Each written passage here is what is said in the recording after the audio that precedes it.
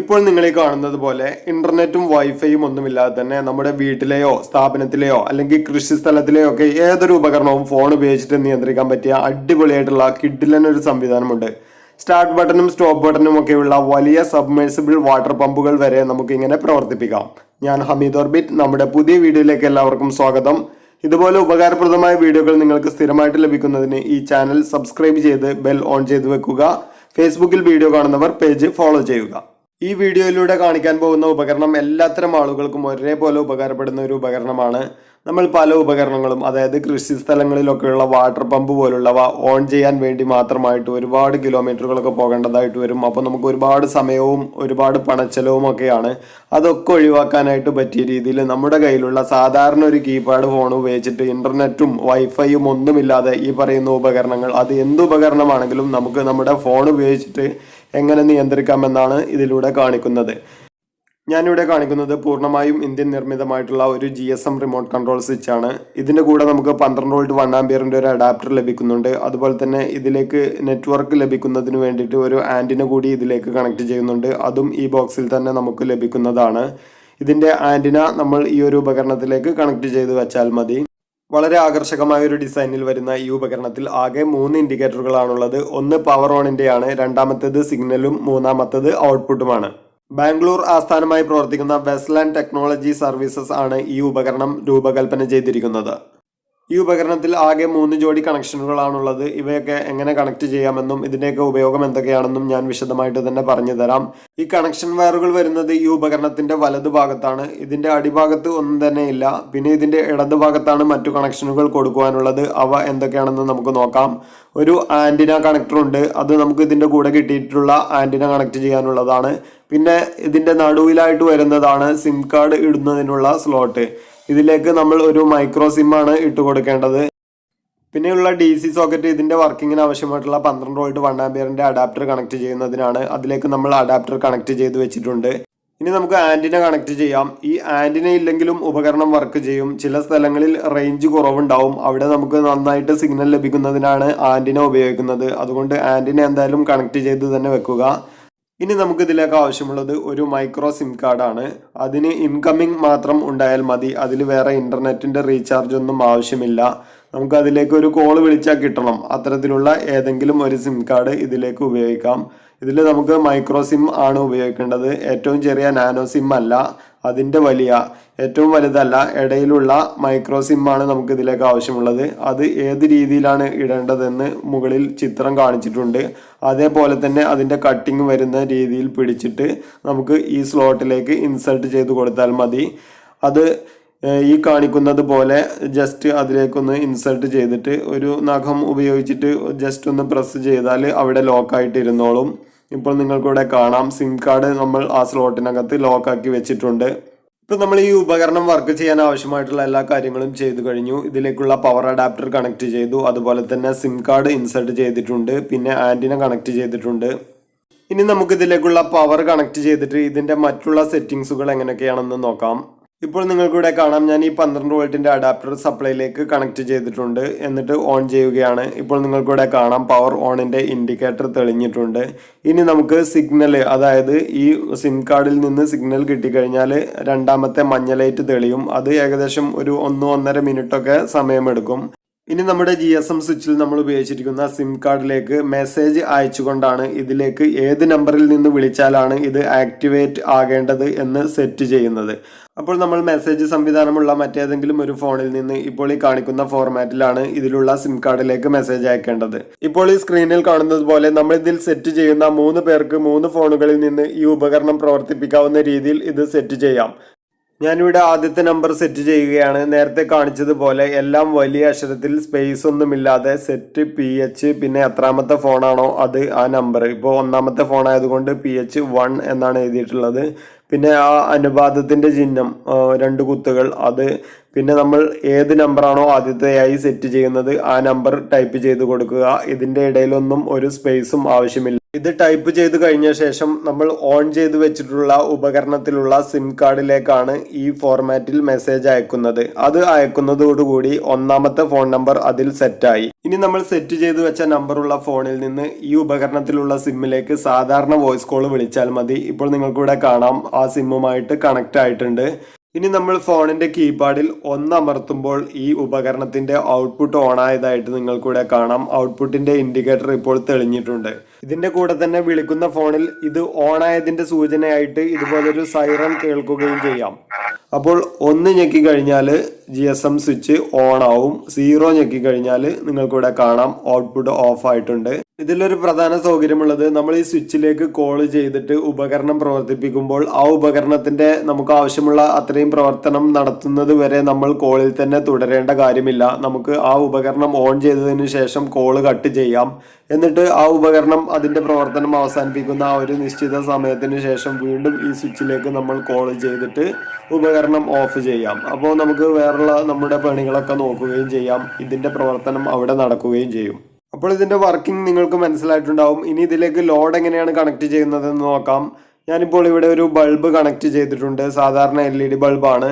അത് ഈ GSM സ്വിച്ചിന്റെ 2 red വയറുകൾ നിങ്ങൾ കണ്ടിട്ടുണ്ടാവും. ഏറ്റവും മുകളിലുള്ളത് അതിലൂടെയാണ് കണക്ട് ചെയ്തിട്ടുള്ളത്. അത് ഒരു സ്വിച്ച് ആയിട്ടാണ് വർക്ക് ചെയ്യുന്നത്. അതായത് നമ്മൾ ഈ ബൾബിന് സാധാരണ ഒരു സ്വിച്ച് കൊടുക്കുന്നതിന് പകരം ഈ GSM സ്വിച്ചാണ് കണക്ട് ചെയ്തിട്ടുള്ളത്. അപ്പോൾ ഒരു വയർ നേരിട്ട് ബൾബിലേക്ക് പോയി രണ്ടാമത്തെ വയർ ഈ GSM സ്വിച്ച് വഴിയാണ് ബൾബിലേക്ക് പോകുന്നത്. ഇനി നമ്മൾ കോൾ ചെയ്തിട്ട് 1 ഞെക്കി കഴിഞ്ഞാൽ ബൾബ് ഓൺ ആവും. അതേപോലെ തന്നെ 0 ഞെക്കി കഴിഞ്ഞാൽ ബൾബ് ഓഫ് ആവും. നമ്മൾ നേരത്തെ കാണിച്ചതുപോലെ തന്നെ നന്നായിട്ട് തന്നെ ഉപകരണം വർക്ക് ചെയ്യുന്നുണ്ട്. അപ്പോൾ സാധാരണ ഒരു ബൾബോ ഫാനോ അല്ലെങ്കിൽ നേരിട്ട് AC വർക്ക് ചെയ്യുന്ന ഒരു ഉപകരണം ഇങ്ങനെ നമുക്ക് കണക്ട് ചെയ്തിട്ട് വർക്ക് ചെയ്യിക്കാൻ പറ്റും. ഇങ്ങനെ 30 ആംപിയർ വരെയുള്ള ലോഡ് ഈ GSM സ്വിച്ച് വഴി നമുക്ക് ഉപയോഗിക്കാൻ പറ്റും. ഒരു കാര്യം പ്രത്യേകം ശ്രദ്ധിക്കുക, ഇതിന്റെ കമാൻഡ് കീകളായിട്ട് ഉപയോഗിക്കുന്നത് 1 അല്ലെങ്കിൽ 0 മാത്രമാണ്. മറ്റേതെങ്കിലും കീകൾ ഇതുപോലെ ഞെക്കി കഴിഞ്ഞാൽ യാതൊരു എഫക്റ്റും ഉണ്ടാവില്ല. ഉപകരണം ഓൺ ചെയ്യുന്നതിന് 1 തന്നെ ഞെക്കണം, ഓഫ് ചെയ്യുന്നതിന് 0 ഞെക്കണം. ഇനി നമ്മുടെ GSM സ്വിച്ചിന്റെ പ്രധാന ഉപയോഗമായ സ്റ്റാർട്ട് സ്വിച്ചും സ്റ്റോപ്പ് സ്വിച്ചും ഒക്കെയുള്ള സ്റ്റാർട്ടർ പാനലുകളുള്ള സബ്മേഴ്സിബിൾ പമ്പുകളും സാധാരണ വാട്ടർ പമ്പുകളും എല്ലാം ഇതിലേക്ക് എങ്ങനെ കണക്ട് ചെയ്യാം എന്നുള്ളത് നോക്കാം. നിങ്ങൾക്കിവിടെ കാണാം ഇതൊരു സബ്മേഴ്സിബിൾ പമ്പിന്റെ സ്റ്റാർട്ടർ പാനലാണ്.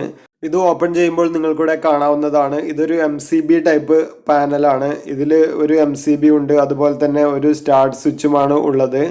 അപ്പോൾ MCB വഴിയാണ് ഇതിലേക്കുള്ള ഇൻപുട്ട് വരുന്നത്. സ്റ്റാർട്ട് സ്വിച്ചിൽ നിങ്ങൾക്കിവിടെ കാണാൻ 2 കണക്ഷനുകളാണുള്ളത്. ഇത് 4 കണക്ഷനുള്ള സ്റ്റാർട്ട് സ്വിച്ചുകളും വരുന്നുണ്ട്.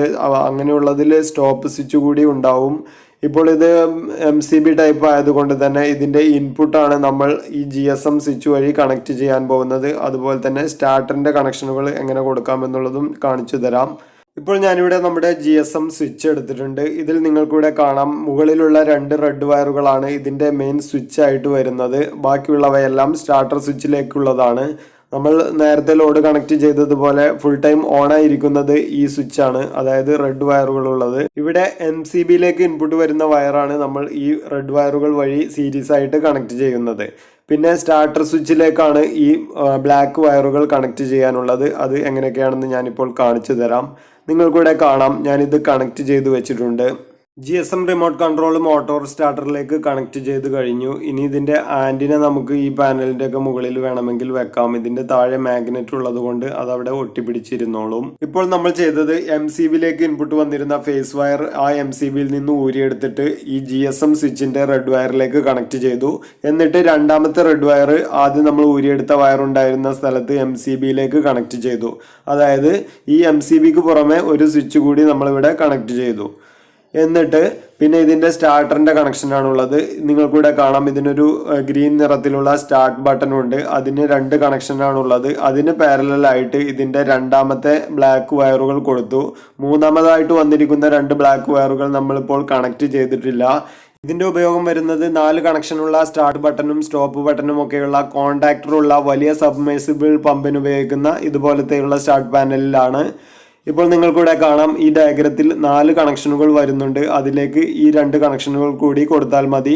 ഇതുപോലെ സ്റ്റാർട്ട് ബട്ടണും സ്റ്റോപ്പ് ബട്ടണുമുള്ള പാനലുകളിൽ റെഡ് വയർ കൊടുക്കേണ്ടത് ഇതുപോലെ MCBയിലേക്കല്ല. ഇത്തരം സ്റ്റാർട്ടറുകളിൽ നിങ്ങൾക്കിവിടെ കാണാം ഒരു സ്റ്റോപ്പ് ബട്ടൺ കൂടിയുണ്ട്. ആ സ്റ്റോപ്പ് ബട്ടണിലേക്കുള്ള കണക്ഷന് സീരീസ് ആയിട്ടാണ് ഈ റെഡ് വയറുകൾ കണക്ട് ചെയ്യേണ്ടത്. ഇപ്പോൾ നമ്മൾ ഏതായാലും MCB ടൈപ്പ് പാനലിലേക്ക് ഈ GSM റിമോട്ട് കൺട്രോൾ കണക്ട് ചെയ്ത് വെച്ചിട്ടുണ്ട്. ഇപ്പോൾ ഞാനിത് ഓൺ ചെയ്ത് വെച്ചിട്ടുണ്ട്. ഇനി ഇതിൻ്റെ വർക്കിംഗ് എങ്ങനെയാണെന്ന് കാണിക്കാം. ഞാനിപ്പോൾ ഇവിടെ ഈ പമ്പ് സെറ്റിൻ്റെ സ്വിച്ച് ഓൺ ചെയ്യുന്നുണ്ട്. അപ്പോൾ നിങ്ങൾക്കൂടെ കാണാം ഇതിപ്പോൾ പമ്പ് സെറ്റ് വർക്കിംഗ് ആയിട്ടില്ല. അതായത് നമ്മുടെ GSM സ്വിച്ച് ഓൺ ആകാത്തത് കൊണ്ട് പമ്പ് സെറ്റ് ഓൺ ആയിട്ടില്ല. ഇനി നമ്മൾ ഇതിൽ സെറ്റ് ചെയ്ത് വെച്ചിട്ടുള്ള ഫോൺ ഉപയോഗിച്ചിട്ട് ഇതിലേക്ക് കോൾ ചെയ്തിട്ട് നേരത്തെ ചെയ്തതുപോലെ തന്നെ ഇത് വർക്ക് ചെയ്യുമോ എന്ന് നോക്കാം. ഇതിൽ സ്റ്റാർട്ട് ബട്ടണൊക്കെ ഉള്ളത് കൊണ്ട് നിങ്ങൾക്ക് പല കൺഫ്യൂഷനുകളും ഉണ്ടാവും. ഇതെങ്ങനെയാണ് വർക്ക് ചെയ്യുന്നത് എന്നുള്ളത് അത് ഞാൻ ഇപ്പോൾ കാണിച്ചു തരാം. നിങ്ങൾക്കൂടെ കാണാം, ഞാൻ ഇതിലേക്ക് ഡയൽ ചെയ്യുകയാണ്. ഇപ്പോൾ GSM സ്വിച്ചിലേക്ക് കോൾ കണക്റ്റ് ആയിട്ട് ഒന്ന് ഞെക്കിയപ്പോൾ GSM സ്വിച്ച് ഓൺ ആയിട്ട് ഇൻഡിക്കേറ്റർ വർക്ക് ചെയ്യുന്നുണ്ട്. നിങ്ങൾക്കിവിടെ കാണാം നമ്മുടെ മോട്ടോർ ഓൺ ആയിട്ടുണ്ട്. അപ്പോൾ ഇത് ആ റെഡ് വയറിൽ സ്ഥിരമായിട്ട് സ്വിച്ച് ഓൺ ആയി കിടക്കുകയും അതിൻ്റെ താഴെയുള്ള സ്റ്റാർട്ട് ബട്ടണിലേക്ക് കണക്ട് ചെയ്തിരിക്കുന്ന ബ്ലാക്ക് വയർ ആ സ്റ്റാർട്ട് ബട്ടൺ നമ്മൾ ഒരു സെക്കൻഡ് ഞെക്കുന്ന ആ ഒരു സമയത്തിന് വേണ്ടിയിട്ട് മാത്രം ഓൺ ആയിട്ട് ഓഫ് ആവുകയുമാണ് ചെയ്യുന്നത്. അതായത് നമ്മൾ സാധാരണ പോലെ തന്നെ പമ്പ് ഓൺ ചെയ്യുമ്പോൾ സ്റ്റാർട്ട് ബട്ടൺ ഞെക്കുന്നത് പോലെ രണ്ടാമത്തെ ആ ബ്ലാക്ക് വയറുകൾ സ്റ്റാർട്ട് ബട്ടണായിട്ട് വർക്ക് ചെയ്യും. സാധാരണ പോലെ തന്നെ നിലവിൽ ഈ വാട്ടർ പമ്പ് ഇപ്പോൾ വർക്ക് ചെയ്തുകൊണ്ടിരിക്കുകയാണ്. നമ്മൾ GSM സ്വിച്ച് വഴി ഓൺ ചെയ്തതാണ്. അപ്പോൾ വലിയ ടാങ്കൊക്കെയുള്ള സ്ഥലങ്ങളിൽ അതിൽ വെള്ളം നിറയാൻ വേണ്ടിയിട്ട് ഒരുപാട് സമയമൊക്കെ വേണ്ടി വരും. അതുവരെ നമ്മൾ ഈ കോള് തുടരേണ്ട ആവശ്യമൊന്നുമില്ല. നമുക്ക് ഈ കോള് ഇവിടെ വെച്ചിട്ട് കട്ട് ചെയ്യാൻ പറ്റും. പിന്നെ ടാങ്ക് നിറയാൻ എടുക്കുന്ന സമയം കഴിഞ്ഞിട്ട് ഇതിലേക്ക് തന്നെ വിളിച്ചിട്ട് നമുക്ക് പമ്പ് ഓഫ് ചെയ്യാൻ പറ്റും. അതുവരെ നമുക്ക് ഫോൺ മറ്റാവശ്യങ്ങൾക്ക് ഉപയോഗിക്കുകയും ചെയ്യാം. ഇതിപ്പോൾ ഞാനൊരു താൽക്കാലിക സെറ്റപ്പിൽ കാണിച്ചതാണ്. നിങ്ങൾക്ക് ആവശ്യത്തിന് വയറൊക്കെ നീട്ടിയെടുത്ത് ആവശ്യമുള്ള സ്ഥലത്ത് ഇത് സ്ക്രൂ ചെയ്ത് വെച്ചിട്ട് ഉപയോഗിക്കാൻ പറ്റും. അതിനുള്ള സംവിധാനങ്ങളെല്ലാം ഇതിൻ്റെ കേസിലുണ്ട്. ഈ GSM സ്വിച്ച് സ്റ്റോപ്പ് ബട്ടണും കോൺടാക്ടറുമുള്ള എത്ര ഹെവി ആയിട്ടുള്ള വാട്ടർ പമ്പുകളിലും ഉപയോഗിക്കാൻ പറ്റും. അതുപോലെ തന്നെ നേരിട്ട് സ്റ്റാർട്ട് ചെയ്യുന്ന MCB ടൈപ്പ് പാനലുകളിൽ 1.5 HP വരെയുള്ള പമ്പുകൾക്കും 30 ആംപിയർ വരെയുള്ള മറ്റു ലോഡുകൾക്കും എല്ലാം കണക്ട് ചെയ്ത് ഉപയോഗിക്കാൻ പറ്റും. അതുപോലെ തന്നെ വൈദ്യുതി ഇല്ലാത്ത സ്ഥലങ്ങളിൽ ഇതിലെ 12 വോൾട്ട് DC അഡാപ്റ്ററിന് പകരം ഇതുപോലൊരു DC പിന്ന് കണക്ട് ചെയ്തിട്ട് അതിലേക്ക് 12 വോൾട്ട് ബാറ്ററി കണക്ട് ചെയ്താൽ ഈ ഉപകരണം നമുക്ക് 12 വോൾട്ട് ബാറ്ററിയിൽ നിന്നും വർക്ക് ചെയ്യിക്കാം. ബാറ്ററിയുടെ പോസിറ്റീവ് നെഗറ്റീവ് മാറിപ്പോകാതെ കണക്ട് ചെയ്യണം.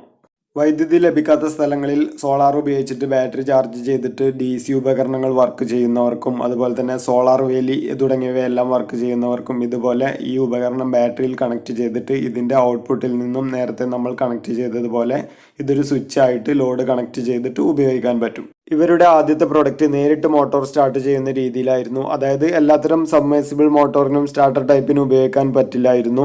ഇപ്പോൾ ഇറങ്ങിയിരിക്കുന്നത് ഏറ്റവും അപ്ഡേറ്റഡ് വെർഷൻ, ഏറ്റവും പുതിയ ടെക്നോളജിയിലുള്ളത് എല്ലാത്തരം സ്റ്റാർട്ടർ പാനലുകളിലും സാധാരണ നേരിട്ട് സ്റ്റാർട്ട് ചെയ്യുന്ന മോട്ടോറുകളിലുമെല്ലാം ഉപയോഗിക്കാൻ പറ്റിയ രീതിയിലുള്ളതാണ്. ഇത് എനിക്ക് 3500 രൂപക്കാണ് കിട്ടിയിട്ടുള്ളത്. ഈ പ്രൊഡക്റ്റിന്റെ ഇപ്പോഴത്തെ വിലയും ഓഫറുകളും അറിയുന്നതിനും ഇതിനെക്കുറിച്ച് വിശദമായിട്ട് അറിയുന്നതിനുമെല്ലാം നിങ്ങൾക്ക് സ്ക്രീനിൽ കാണുന്ന നമ്പറിൽ ബന്ധപ്പെടാവുന്നതാണ്. നമ്മുടെ തുടർന്നുള്ള വീഡിയോകൾ ലഭിക്കുന്നതിന് ഈ ചാനൽ സബ്സ്ക്രൈബ് ചെയ്തതിനു ശേഷം ബെൽ ബട്ടൺ കൂടി എനേബിൾ ചെയ്ത് വെച്ചേക്കുക. വീഡിയോ ഇഷ്ടപ്പെട്ടെങ്കിൽ ലൈക്ക് ചെയ്യുക. നിങ്ങളുടെ കൂട്ടുകാർക്കും ഒന്ന് ഷെയർ ചെയ്ത് കൊടുത്തേക്കുക. വീഡിയോയിൽ എന്തെങ്കിലും സംശയങ്ങൾ ഉണ്ടെങ്കിൽ കമന്റ് ബോക്സിലൂടെ ചോദിക്കാൻ മടിക്കരുത്. താങ്ക്